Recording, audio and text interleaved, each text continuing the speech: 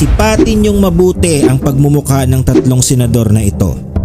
Sila ang perpektong ehemplo kung gaano kaignorante at kaututo ang maraming Filipino pagdating sa pagpili ng tamang kandidato. Itong tatlong ito ang nagsilbing tagapagtanggol ng puganting pastor na si Apollo Quiboloy bago pa man na aresto. Ayon sa mga naririnig ko, silang tatlo ang huling baraha upang mapigilan sana si General Torre na ipagpatuloy ang paghahanap sa nasabing pugante. Binuyo pa nga ni Bato si General Torre sa isinagawang moro-morong Senate hearing na itigil na ang paghahanap kay Quiboloy. Ano nga ulit yung dahilan mo, Senator Bato? Pakiulit mo nga please. Nick, the way I see it right now, however you defend your position, you are at the losing end. Nakikita ko. Tanungin mo ako kung saan ginanap ang Senate hearing ko, no? Tama ka, sa KOJC compound mismo.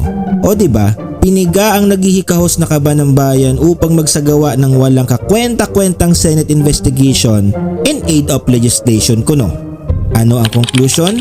Wala. Katulad ng PIDEA leaks, wala ring nangyari. As in zero, itlog, bukok, plakda, wala. Katulad ng inaasahan, nilamon ng buhay si General Torre ng mga Doberman ni Quiboloy. Ang Senate hearing ginawang kekoy ng tatlong senador na ito. At dahil hindi marunong magdala ng hearing, nagfiling senador pa nga ang abogado ng pugante at nag-raise ng point of order. Ay wow naman. Parinig nga Senator Torion, Attorney Torion pala. Point of order, Your Honor. Point of order. Yeah, go ahead. It seems that the presentation of the General, Your Honor, is being used. At si Bato naman bilang isang nangangapang OJT sa Senado ay hinayaan na lang ang abogado. Para sa mga hindi nakakaalam, ang point of order ay pwede lamang erase ng isang miyembro ng komite. At malinaw na si Torion ay isa lamang yung ni Quiboloy. Sa makatuwid, walang karapatan si Torion na magbida-bida. Kaya wag kayong magtaka kung bakit walang nangyayari sa bansa. Bumoto kasi kayo ng mga politikong ultimo basic parliamentary procedure ay hindi kayang i-digest. I hope that Senator Padilla as the sponsor, I hope that you can first accept and move first, no? So that we can move on their motion to move to accept. Opo, tinatanggap ko po ang panukala. Now, if you can make a motion that the body accepts the amendments in the nature of the substitute bill, Your Honor. You have to move first that the body accepts the substitute bill. I-move nyo lang po. Opo. I move. Englishin ko na to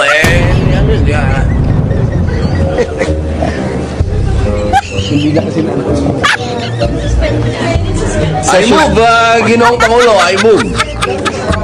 session suspended. At kung papaandaran nyo ako ng gasgas na comment na ako na lang ang maging senador, wag na. Ayoko na dumagdag pa sa mga sa Senado. Idol na pinakamagaling na Vice Presidente ng Pilipinas, my very good friend, Vice President Inday Sara Duterte. Dapat ang mga nauupo sa Senado ay yung mga marurunong, may paninindigan at hindi tagapagtanggol ng mga pugante sa batas. Ironic kasi 'di ba? Tinawag na mambabatas pero pinagtatanggol ang mga lumalabag sa batas. So ito ang nangyari. Isang araw matapos ang tangkang pagharang sa police operations ng tatlong senador na ito, ay naaresto na ang most wanted na pugante na si Quiboloy at ang apat pa niyang kasabwat. Isipin niyo kung nagpadala si General Torre sa kapritsyo ng tatlong ito, edi sana hanggang ngayon ay sitting pretty pa rin ang ating puganting pastor. Kaya sa susunod na eleksyon matuto naman na tayo, parang awa nyo na. Ayon sa latest study, ang Pilipinas ay rank 111th out of 199 countries sa Intelligence Quotient or IQ. Ang score ng Pilipinas sa nasabing pag-aaral ay 81.64 lang, mas mababa ng ilang punto sa average na 85 to 115. Obviously, ang sanhi nito ay poor educational system. Kaya wag kang magtaka kung bakit mas sinatarget ng mga politiko yung mga mahihirap na lugar. Real talk. Ang mga nasa ganitong bahagi ng lipunan ay yung mga madaling mapasakay sa mga pangako at yabang. Yung konting ayuda lang ay makukumbinsi na. Yung patuloy na umaasa sa kakarampot na tulong ng mga politiko kapalit ang panghabang buhay na pagkabaon sa kahirapan. Kaya ayaw ng mga politiko na maging matalino lahat ng Filipino. Kasi kapag nangyari yon, yari na. Hindi, wala na. Finish na. So paano? Sana naman ay medyo may nagising na. Pumili na ng tama kasi kung hindi, ito ang kahihinatnan nating lahat. Gusto ko na naman itong